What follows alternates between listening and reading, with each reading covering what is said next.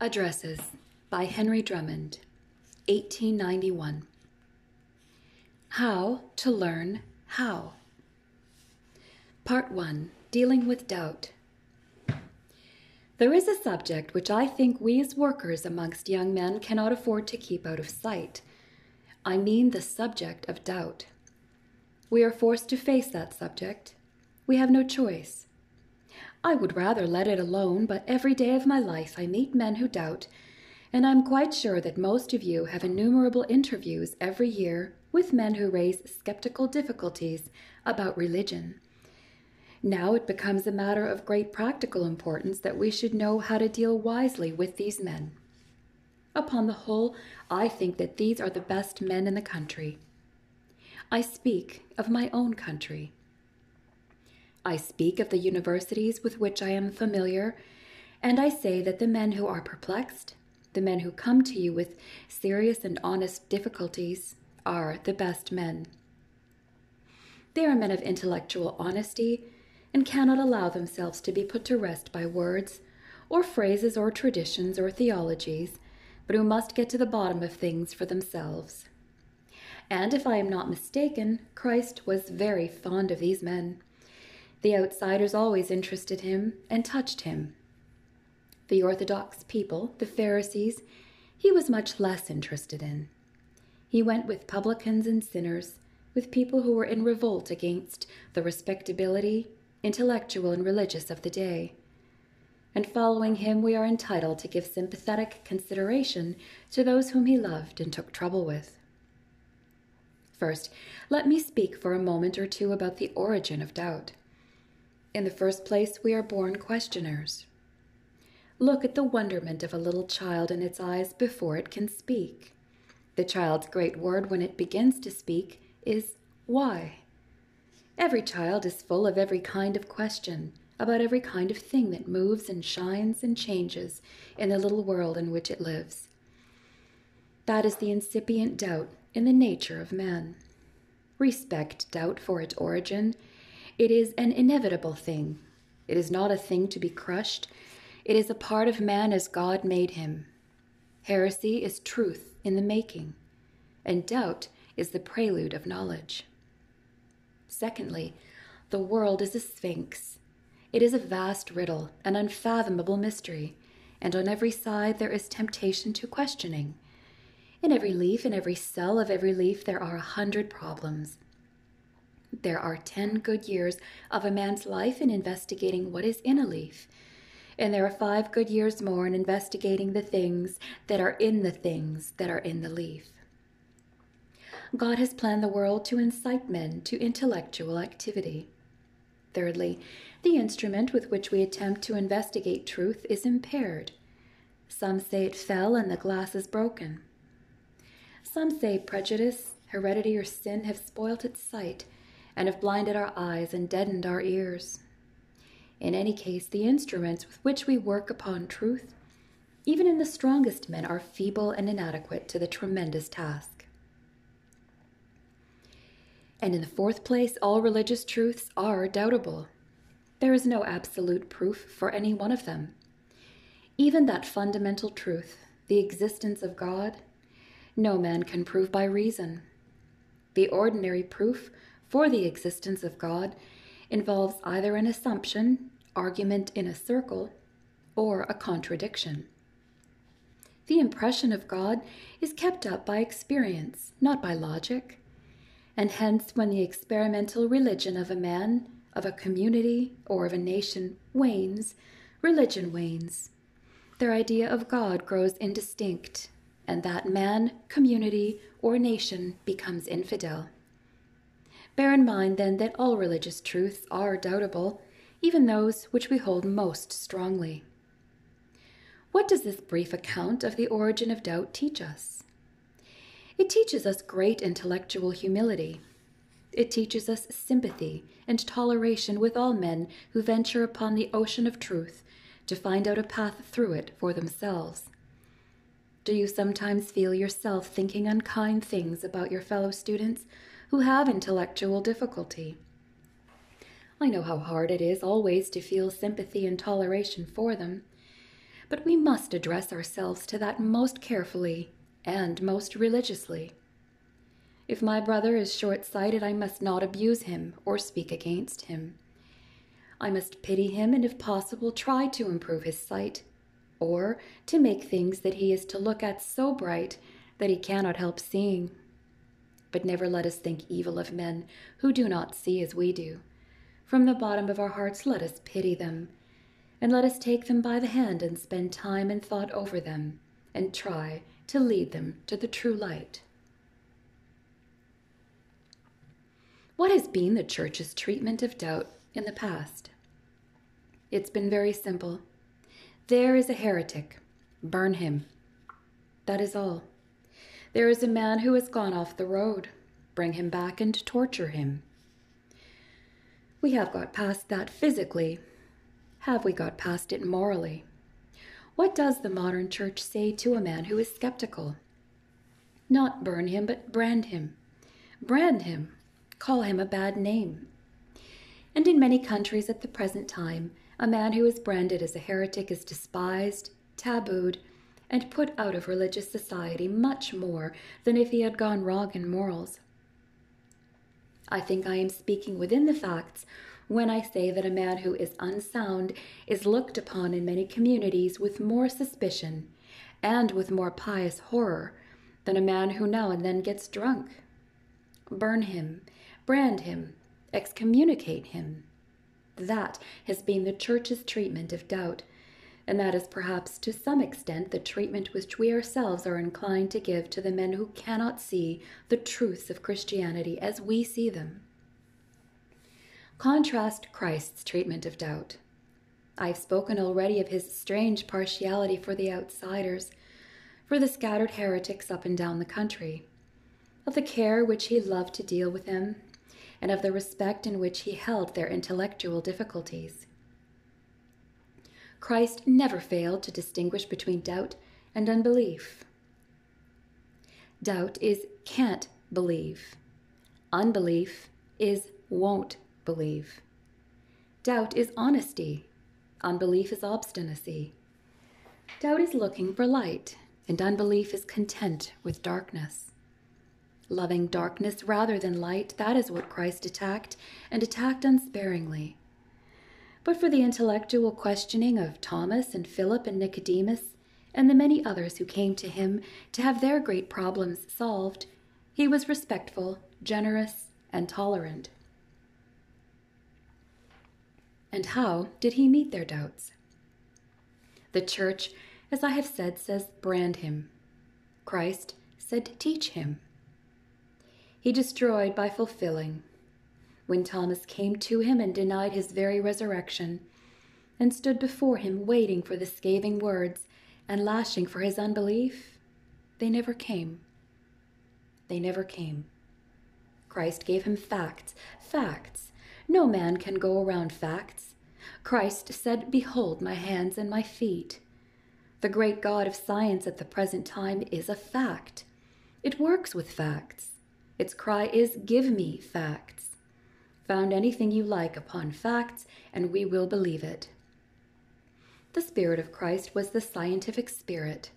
He founded his religion upon facts, and he asked all men to found their religion upon facts. Now, gentlemen, get up the facts of Christianity and take men to the facts. Theologies, and I am not speaking disrespectfully of theology. Theology is as scientific a thing as any other science of facts. But theologies are human versions of divine truths, and hence the varieties of the versions and the inconsistencies of them. I would allow a man to select whichever version of this truth he liked afterwards. But I would ask him to begin with no version, but go back to the facts and base his Christian life upon that. That is the great lesson of the New Testament way of looking at doubt, of Christ's treatment of doubt. It is not brand him, but lovingly, wisely, and tenderly to teach him. Faith is never opposed to reason in the New Testament. It is opposed to sight. You will find that a principle worth thinking over. Faith is never opposed to reason in the New Testament, but to sight. Well now, with these principles in mind as to the origin of doubt, and as to Christ's treatment of it, how are we ourselves to deal with our fellow students who are in intellectual difficulty? In the first place, I think we must make all the concessions to them that we conscientiously can. When a doubter first encounters you, he pours out a deluge of abuse of churches and ministers and creeds and Christians. 9/10 of what he says is probably true. Make concessions, agree with him. It does him good to unburden himself of these things. He has been cherishing them for years, laying them up against Christians, against the church, and against Christianity. And now he is startled to find the first Christian with whom he has talked over the thing almost entirely agrees with him. We are, of course, not responsible for everything that is said in the name of Christianity. But a man does not give up medicine because there are quack doctors. And no man has a right to give up his Christianity because there are spurious or inconsistent Christians. Then, as I have already said, creeds are human versions of divine truths, and we do not ask a man to accept all the creeds any more than we ask him to accept all the Christians. We ask him to accept Christ and the facts about Christ and the words of Christ. But you will find the battle is half won when you have endorsed the man's objections and possibly added a great many more to the charges which he has against ourselves. These men are in revolt against the kind of religion which we exhibit to the world, against the cant that is taught in the name of Christianity. And if the men that have never seen the real thing, if you could show them that, they would receive it as eagerly as you do. They are merely in revolt against the imperfections and inconsistencies of those who represent Christ to the world. Second, beg them to set aside, by an act of will, all unsolved problems, such as the problem of the origin of evil, the problem of the Trinity, the problem of the relation of human will and predestination, and so on, problems which have been investigated for thousands of years without result. Ask them to set those problems aside as insoluble in the meantime, just as a man who is studying mathematics may be asked to set aside the problem of squaring the circle. Let him go on with what can be done and what has been done, and leave out of sight the impossible. You will find that will relieve the skeptic's mind of a great deal of unnecessary cargo that has been in his way. Thirdly, talking about difficulties as a rule only aggravates them. Entire satisfaction to the intellect is unattainable about any of the greater problems, and if you try to get to the bottom of them by argument, there is no bottom there, and therefore you make the matter worse. But I would say what is known and what can be honestly and philosophically and scientifically said about one or two of the difficulties that the doubter raises, just to show him that you can do it, to show him that you are not a fool, that you are not merely groping in the dark yourself, but you have found whatever basis is possible. But I would not go around all the doctrines. I would simply do that with one or two, because the moment you cut off one, 100 other heads will grow in its place.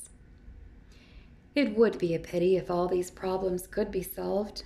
The joy of the intellectual life would be largely gone. I would not rob a man of his problems, nor would I have another man rob me of my problems.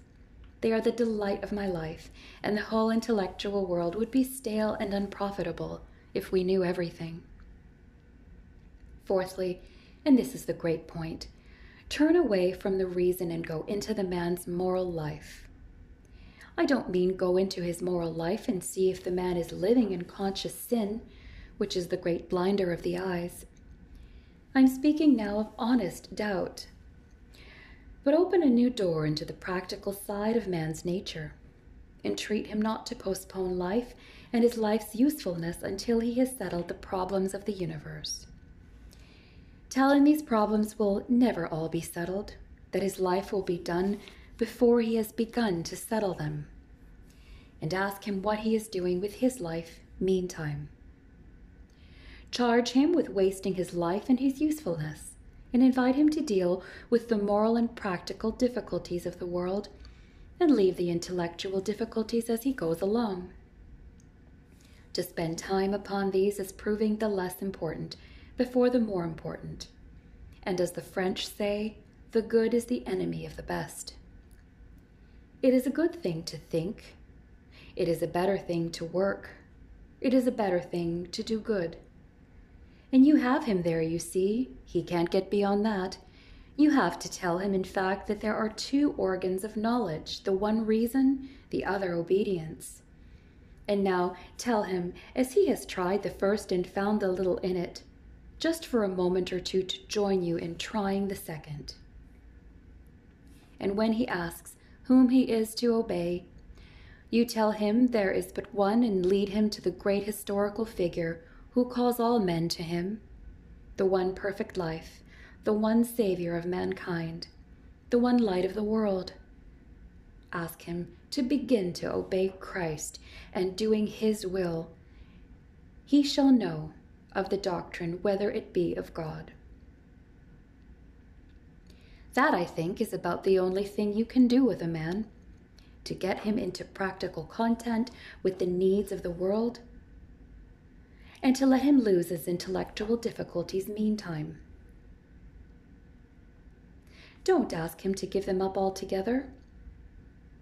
Tell him to solve them afterward, one by one, if he can, but meantime to give his life to Christ and his time to the kingdom of God.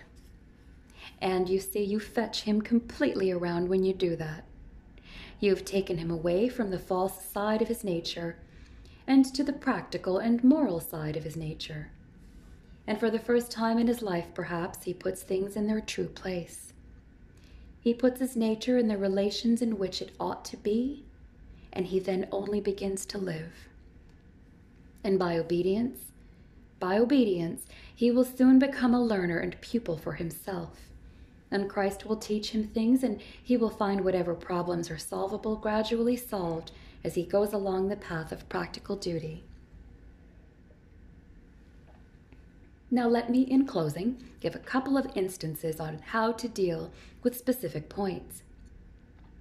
The commonest thing that we hear said nowadays by young men is, "What about evolution? How am I to reconcile my religion, or any religion, with the doctrine of evolution?" That upsets more men than perhaps anything else at the present hour. How would you deal with it? I would say to a man that Christianity is the further evolution. I don't know any better definition than that. It is the further evolution, the higher evolution. I don't start with him to attack evolution. I don't start with him to defend it. I destroy by fulfilling it. I take him at his own terms. He says evolution is that which pushes the man on from the simple to the complex, from the lower to the higher. Very well, that is what Christianity does. It pushes the man farther on. It takes him where nature has left him, and carries him on to heights which on the plane of nature he could never reach. That is evolution. Lead me to the rock that is higher than I. That is evolution. It is the development of the whole man in the highest directions, the drawing out of his spiritual being. Show an evolutionist that, and you have taken the wind out of his sails. I came not to destroy. Don't destroy his doctrine. Perhaps you can't, but fulfill it. Put a larger meaning into it. The other instance, the next commonest question perhaps, is the question of miracles. It is impossible, of course, to discuss that now. Miracles. But that question is thrown at my head every second day. What do you say to a man when he says to you, "Why do you believe in miracles?" I say, "Because I have seen them." He says, "When?" I say, "Yesterday." He says, "Where?" "Down such and such a street, I saw a man who was a drunk and redeemed by the power of an unseen Christ and saved from sin." That is a miracle. The best apologetic for Christianity is a Christian. That is a fact which the man cannot get over. There are 50 other arguments for miracles, but none so good as that you have seen them. Perhaps you are one yourself, but take you a man and show him a miracle with his own eyes. Then he will believe.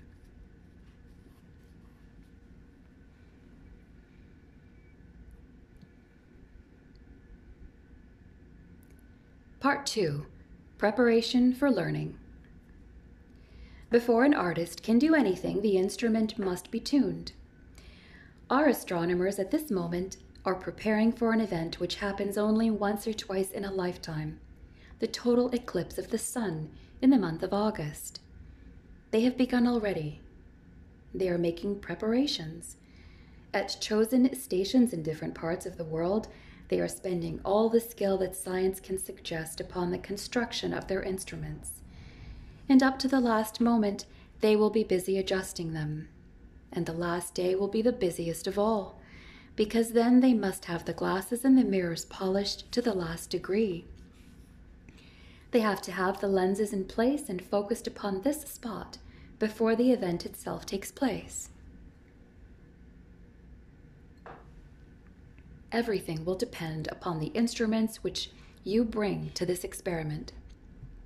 Everything will depend upon it, and therefore 15 minutes will not be lost if we each put our instrument into the best working order we can.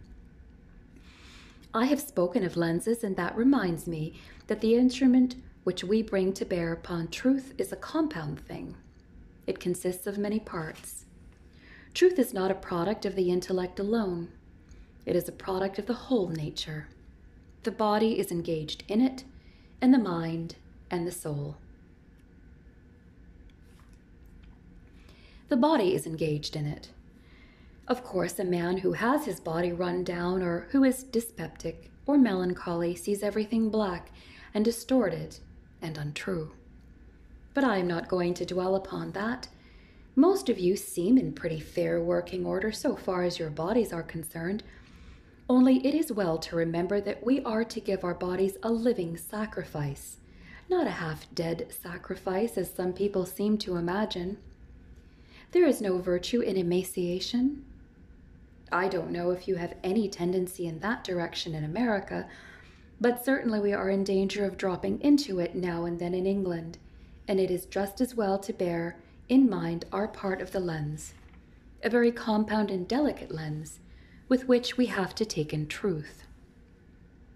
Then comes a very important part, the intellect, which is one of the most useful servants of truth. And I need not tell you as students that the intellect will have a great deal to do with your reception of truth.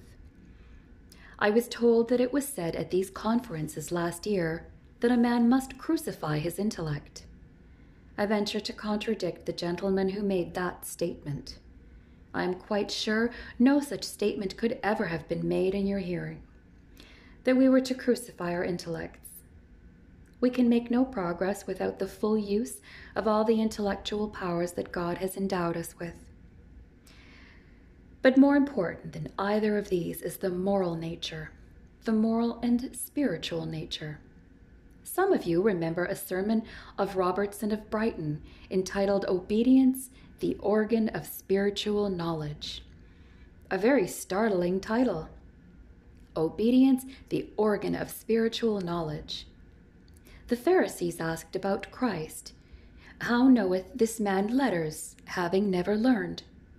How knoweth this man never having learned?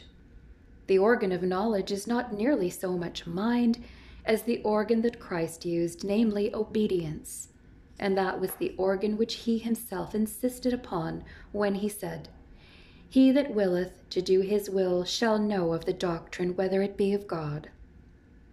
You have all noticed, of course, that the words in the original are, If any man will do to his will, he shall know of the doctrine. It doesn't read, If any do his will, which no man can do perfectly. But if any man be simply willing to do his will, if he has an absolutely undivided mind about it, that man will know what truth is and know what falsehood is. a stranger will he not follow. And that is by far the best source of spiritual knowledge on every account. Obedience to God, absolute sincerity and loyalty in following Christ. If any man do his will, he shall know. A very remarkable association of knowledge, a thing which is usually considered quite intellectual, with obedience, which is moral and spiritual. But even although we use all these three different parts of the instrument, we have not all got at the complete method of learning. There is a little preliminary that the astronomer has to do before he can make his observation. He has to take the cap off his telescope. Many a man thinks he is looking at truth when he is only looking at the cap.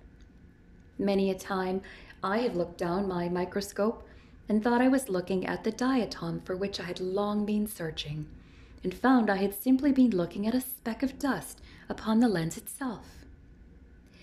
Many a man thinks he is looking at truth when he is only looking at the spectacles he has put on to see it with. He is looking at his own spectacles. Now, the commonest spectacles that a man puts on, I suppose the creed in which he has been brought up, if a man looks at that, let him remember that he is not looking at truth, he is looking at his own spectacles. There is no more important lesson that we have to carry with us than that truth is not to be found in what I have been taught. That is not truth. Truth is not what I have been taught. If it were so, that would apply to the Mormon, it would apply to the Brahmin, it would apply to the Buddhist. Truth would be to everybody just what he had been taught. Therefore, let us dismiss from our minds the predisposition to regard that which we have been brought up in as being necessarily the truth. I must say it is very hard to shake oneself free altogether from that. I suppose it is impossible.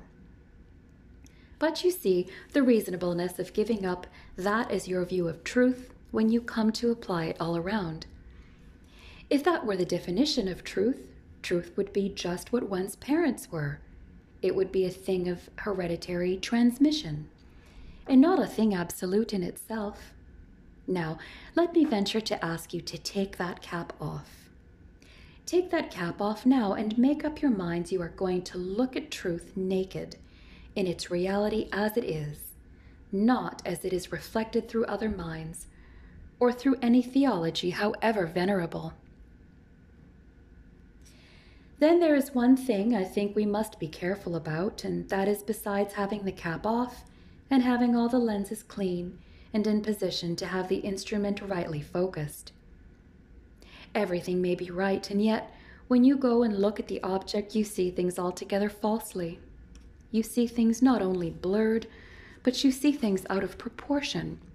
And there is nothing more important we have to bear in mind in running our eye over successive theological truths or religious truths, then that there is a proportion in those truths and that we must see them in their proportion, or we see them falsely. A man may take $1 or a $50 and hold it to his eye so closely that he will hide the sun from him. Or he may so focus his telescope that a fly or a boulder may be as large as a mountain. A man may hold a certain doctrine very intensely, a doctrine which he has been looming upon his horizon for the last 6 months, let us say, and which has thrown everything else out of proportion. It has become so big itself. Now, let us beware of distortion in the arrangement of the religious truths which we hold. It is almost impossible to get things in their true proportion and symmetry, but this is the thing we must be constantly aiming at. We are told in the Bible to add to your faith virtue, and to add to virtue knowledge, and to knowledge balance, as the word literally means balance. It is a word taken from the orchestra, where all the parts, the sopranos, the basses, the altos, and the tenors, and all the rest of them must be regulated. If you have too much of the bass or too much of the soprano, there is want of harmony. That is what I mean by the want of proper focus, by the want of proper balance in the truths which we all hold.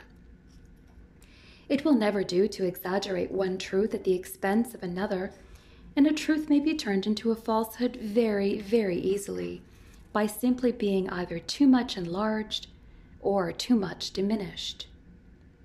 I once heard of some blind men who were taken to see a menagerie.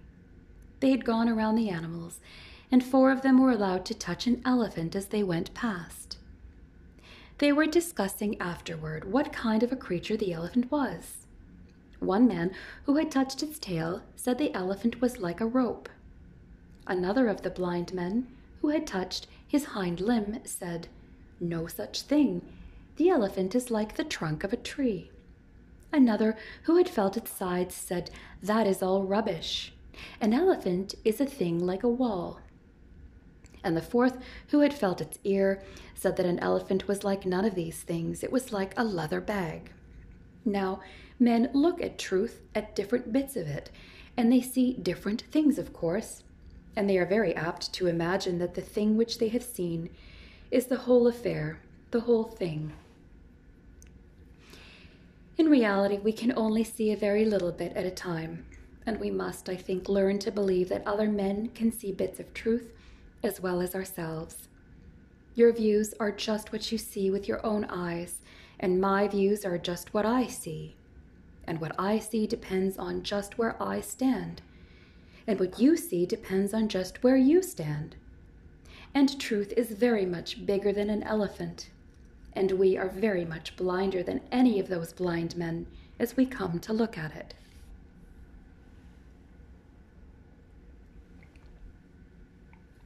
Christ has made us aware that it is quite possible for a man to have ears and hear nothing, and to have eyes and see not.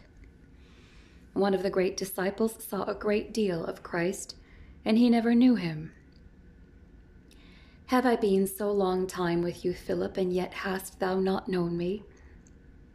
He that hath seen me hath seen the Father also." Philip had never seen him. He had been looking at his own spectacles, perhaps, or at something else, and had never seen him. If the instrument had been in order, he would have seen Christ. And I would just add this one thing more. The test of value of the different verities of truth depends upon one thing, whether they have or have not a sanctifying power. That is another remarkable association in the mind of Christ, of sanctification with truth, thinking in holiness, not to be found in any of the sciences or in any of the philosophies. It is peculiar to the Bible. Christ said, "Sanctify them through thy truth. Thy word is truth." Now, the value of any theological question depends upon whether it has a sanctifying influence. If it has not, don't bother about it. Don't let it disturb your minds until you have exhausted all truths that have sanctification within them. If a truth makes a man a better man, then let him focus his instrument upon it and get all the acquaintance with it he can. If it is the profane babbling of science, falsely so called, or anything that has an injurious effect upon the moral and spiritual nature of a man, it is better let alone. And above all, let us remember to hold the truth in love. That is the most sanctifying influence of all. And if we can carry away the mere lessons of toleration and leave behind us our censoriousness and criticalness and harsh judgments upon one another, and excommunicating of everybody except those who think exactly as we do, the time we shall spend here will not be the least useful parts of our lives.